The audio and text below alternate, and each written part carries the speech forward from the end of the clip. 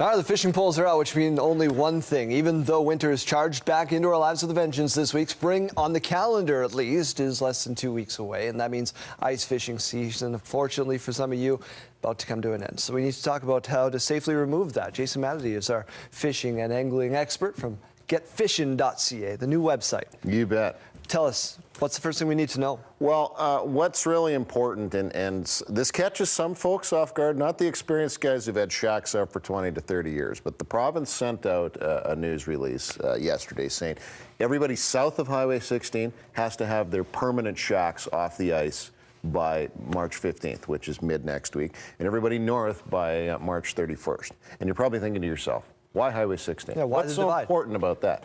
And Highway 16, for the most part, kind of represents a climate zone, if you will, that generally south of there, spring arrives first and north. But obviously, if you're just slightly north of the highway, you know, it's just a guesstimate, if really is what it is. But, you know, it's nice and frozen now, as we know, outside. So now's a good time to get out there and get that shack off before it gets too sloppy and you have trouble getting it off. You got a big auger in your hand, a chipper. You probably need some right tools, right? Well, and what tends to happen to your shack over the course of the winter, and I say this for the folks who are new to getting a shack out. As you cut holes, you bring water up, freezes around the edge, and your shack will actually sink a little bit into the ice, sometimes like that far into the ice. So you have to chip it out. Don't be just chainsawing it off like some folks do, because you leave all kinds of debris. It's effective. Well, you leave all kinds of debris in the water that can float there well into the spring, and people with boats and swimmers could hit it, and it also leaves nails and all kinds of junk along the shoreline. So get out there this weekend, get your shack off the ice, and that's my big PSA for this morning. I feel like I can stand down from my soapbox now. but maybe you're out there and you want to catch a couple fish. What's biting right now? Well, see, the exciting part of this time of year, even though you got to get your shack off, the walleyes are starting to go goofy. And it's the traditional things we talk about. So I'm leaving everybody with a little bit of fishing information. You want to go with the nice flash that we're talking about. We're talking all kinds of spoons. We're talking cool lures like this, the Rapella Snap Wrap, gets them going.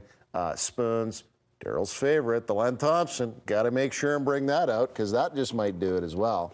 And, you know, my personal favorite. It is, and my all-time favorite spoon as well, which is the Plain Jane by Real Bait. This is a dynamite lure. Kicks up a lot of, you know, debris on the bottom.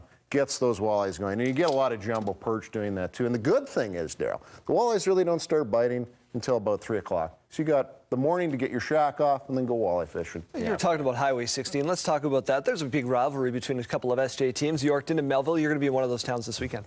Well, and you know what? I'm sorry for the Melville Millionaires. It sounds like they lost and they're done for the season. Been a rough year. But what that means is the main event Saturday night, because we would have been competing with them had they still been alive, is the 32nd annual Melville Wildlife Federation fundraising dinner. We're going to be there talking. Now, tickets are long gone, as I understand. However, if you give my buddy Ken a call, he'll be able to help you out. If you go to our That doesn't sound Facebook shady page. at all. Call my buddy Tim. He'll get you. Well, he may not be able to, but you better call him like as soon as the segment's over. Well, actually, maybe wait till 8, just in case he's sleeping. But you know, you have a slight chance of still getting in there. But as I say, give Ken a quick call, and you'll might have a chance of getting into that. And if you got tickets, great. It's going to be a great night.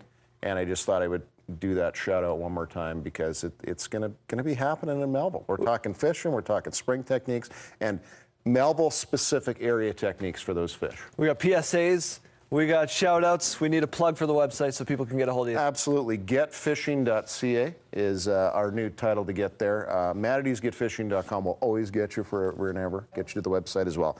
But lots of good information there, and we'll see you Saturday night, hopefully, if you got your ticket. Our angling expert, Jason Matity, in studio with us this morning. Thank you.